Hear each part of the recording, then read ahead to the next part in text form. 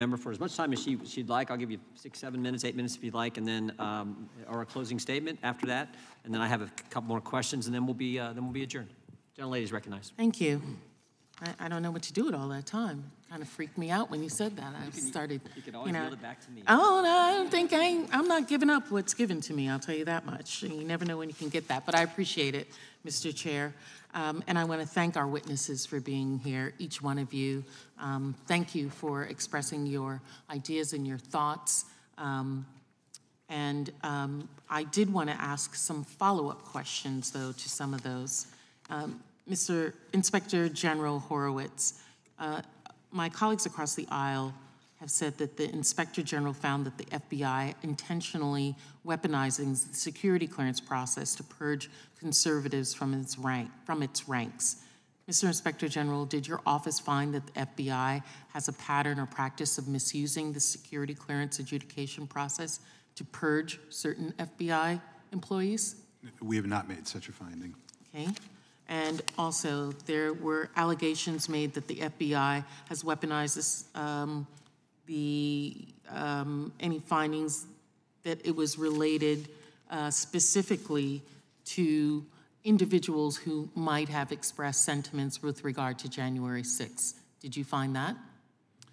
We haven't made such a finding. We've actually, Congresswoman, had complaints come in from both sides on these issues. On one side, complaints about field offices not taking action in January 6 cases, and on the other side, complaints about offices that did take matters in January 6 cases. So, as usual, it's across the board of the political We have spectrum. complaints from whistleblowers on both sides on that issue. And that is par for the course you have found in the FBI and in your position over hearing from your other Inspector General officers that complaints may come from both sides of the political spectrum.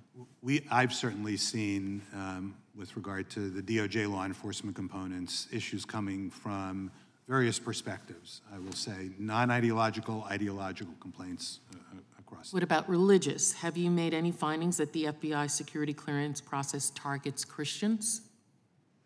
We've not made such a finding. Or targeting military veterans? We've not made such a finding. Thank you. You know, I understand my colleagues' concern that it would appear that Democrats are not taking the issue of whistleblowers seriously.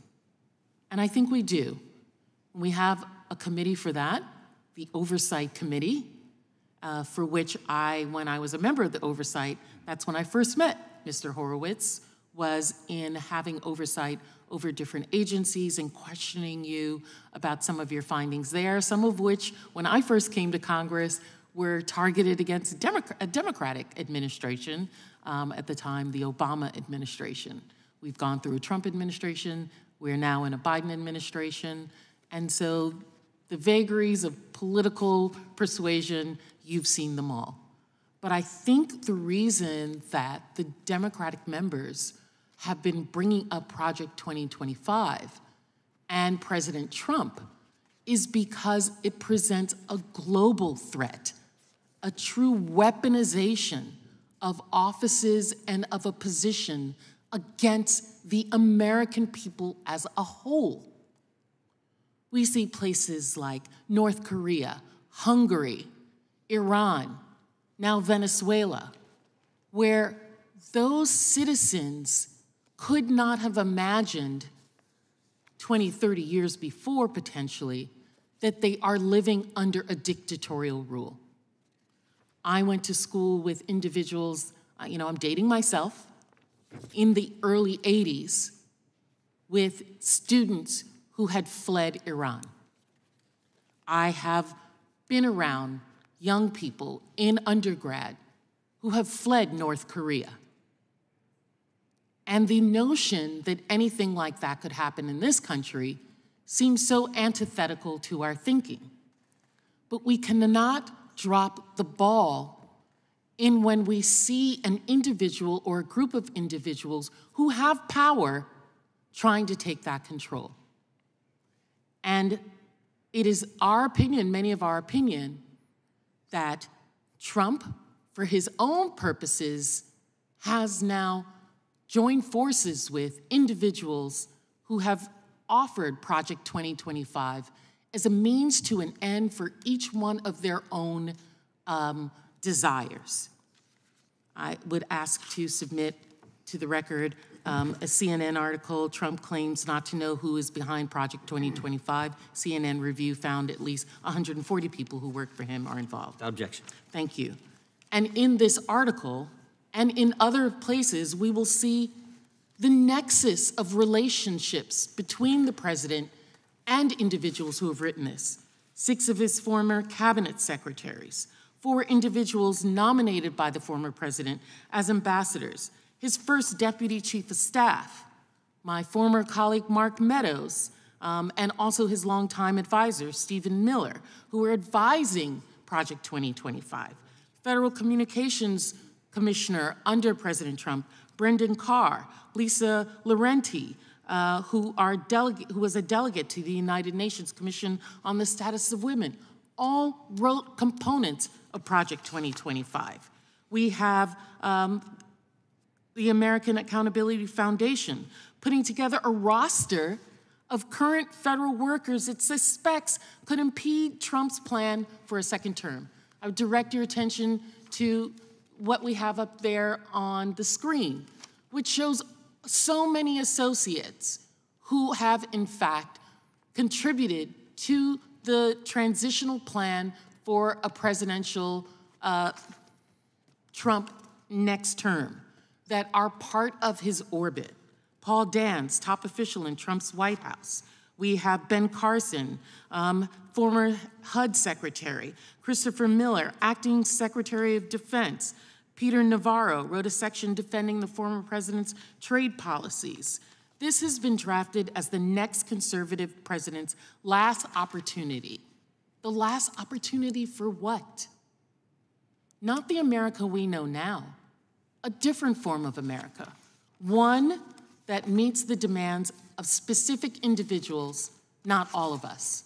One women that does not include us having complete autonomy of ourselves. One that puts a form of Christianity that may not be my form of Christianity. That's why we have a separation of church and state, so that we can all worship our God as we wish. That's not what Project 2025 is looking towards. Today you may be part of it. Tomorrow you may not be. Today it may help you. Tomorrow it may not. I know I'm on the front line. I know my community's on the front line, but tomorrow it may be yours. Next week, next month, 180 days he's given himself.